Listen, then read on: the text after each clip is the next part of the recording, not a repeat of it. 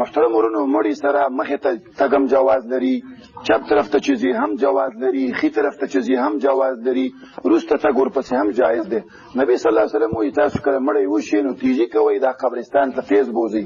نو دا یو سنت عمل دی، داسې نه چې په منډې ورکړي، خو تیزي کول په دې کې کول سنت عمل دی چې سړی تیز دا مړی قبرستان ته ورسوي. محترم ورونو اوس د مړي جنازه کول د نبی صلی الله علیه وسلم وایي چې یو مسلمان په بل باندې شپږ حقوق دي، یو پکې دا دی په هغه باندې جنازه کول. بدقسمتۍ سره د مړي چې موږ باندې کوم حقوق دي هغه موږ په ښایسته طریقې سره نه ادا کوو، نو مړي باندې ښایسته جنازه کول، د سنت موافق جنازه کول. نبی صلی الله علیه وسلم چې کله جنازه کوله که سړی به و هغه ته به د سر سره ودرېده، د سړي سر سره به ودرېده، او که زنانه به وه د هغې د منځ کې به ودرېده. اوس که یو دوه جنازې شي، یو سړی دی او یوه ښځه د هغه سره به څنګه کې، نو هغه داسې چل به وکړي، یو کټ دا مثال د سړي دی دلته کېښوده، نو زنانه راواخله د هغې د منځ چې دې دې سر راشي، نو ته چې اوس دلته ودرېږي نو د سړي به سر سره ودرېږي او زنانه به منځ ته. دا غلطه خبره ده چې بېلې بېلې جنازې وکړه. یا بعضو خلکو کې دا خبره مشهور ده چې مړي دپاره جنازه کې نو ضمایر په بدلی هو او ها دا به پکې وایي، دا غلطې خبرې دي. د مړي دپاره ضمیر د مذکر راجع کېږي په عربۍ کې، نو ضمیر بدلولو ضرورت نشته دی. ښه جنازه به نبي صلی الله علیه وسلم څنګه کوله؟ ښایسته جنازه داسې د محترم ورونو چې جنازه به وکړي، اول تکبیر به ووایي الحمدلله رب العالمین، سورة فاتحه به ووایي.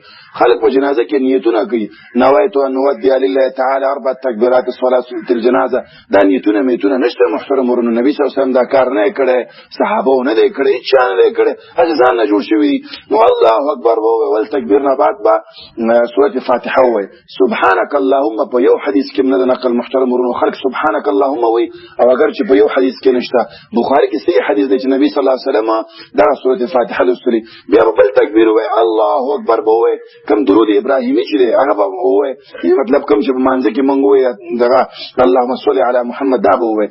دریم تکبیر به ووایي مړي دپاره دعاګانې دي، اللهم اغفر لحینا ومیتنا اللهم اغفر له وارحمه.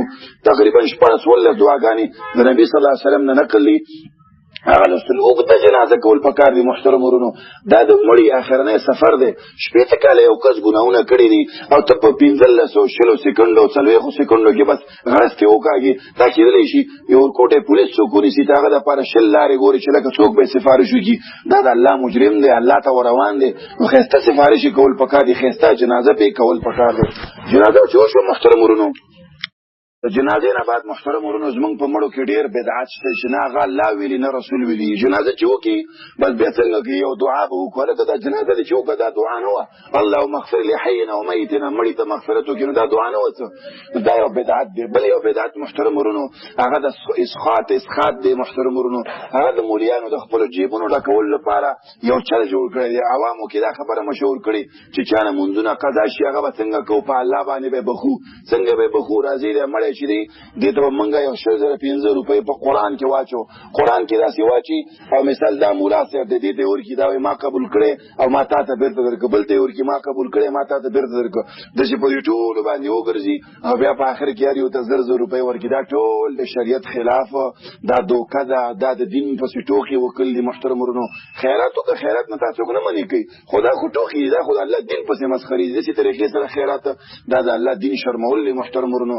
دا چېرته په قرآن او حدیث کې نشته، نه دا الله ویلي، نه رسول ویلي دي، نه صحابه وکړي، نه تابعین وکړي، نه 4 واړه امامان وکړي. محترم ورونو ځان نه جوړ شوی دا بدعت دی. محترم ورونو دې نه ځان ساتل پکار دي. انسان د آخرت فکر وکړي چې الله به مانه پوښتنه کوي. مولیانو د خپلو جیبو ډکولو لپاره خلکو کې دا مشهور وکړي چې نه خیرات نه مني. خیرات منو، خو دغه طریقه سته چې دا نه منو.